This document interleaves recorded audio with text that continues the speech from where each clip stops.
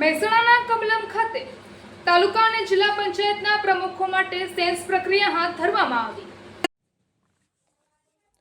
મહેસાણા જિલ્લા અને તાલુકા પંચાયતની ચૂંટણીના પરિણામો બાદ હવે સૌની નજર પ્રમુખ પદના તાજ પર ટકેલી છે।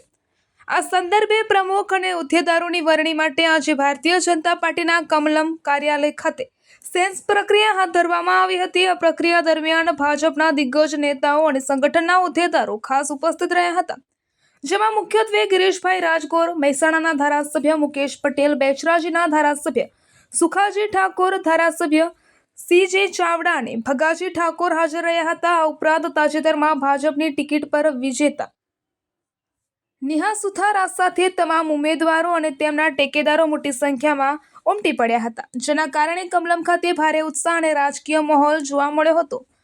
પક્ષના નિરીક્ષકો દ્વારા ઉમેદવારો અને કાર્યકરોનો સાથ સહકાર તેમજ તેમની રજૂઆતો સાંભળવામાં આવી હતી। હવે આગામી દિવસોમાં હાઈકમાન્ડ દ્વારા કોના નામ પર પસંદગીનો કળશ ઢોળવામાં આવશે અને તાલુકા તેમજ જિલ્લા પંચાયતનું સુકાન કોને સોંપવામાં આવશે તેના પર સૌની મીટ મંડાયેલી છે।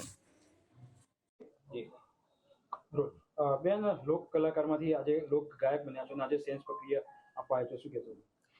બસ એટલું જ કહીશ કે અત્યાર સુધી જનતાનો સારો એવો પ્રેમ મળ્યો છે અને આજે ફરી એકવાર પ્રમુખ માટેની સેન્સ લેવાની છે અને જે પણ હશે ભારતીય જનતા પાર્ટીનો જે પણ નિર્ણય હશે એને શિરોમાન્ય ગણીશું। શું લાગે, કેવા કેવા કામો બાકી છે જે તમે પૂરા કરવા માંગો છો? કામોમાં જેમ કે વિકાસના કામો જે પણ આવવાના છે, સડકનું હોય કે ગટરનું હોય, જે પણ કામો કરવાના આવશે એને દિલથી કરવામાં આવશે। શું લાગે છે, પ્રમુખ બનશો તો શું તમારી પ્રથમ ઈચ્છા છે કે જ્યાં પૂર્ણ થવી જોઈએ?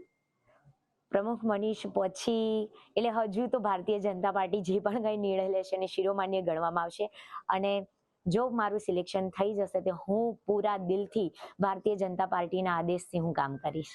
શું લાગે છે, એક કલાકાર તરીકે આજે લોક નેતા બન્યા છો, કેટલો ડિફરન્ટ લાગે છે?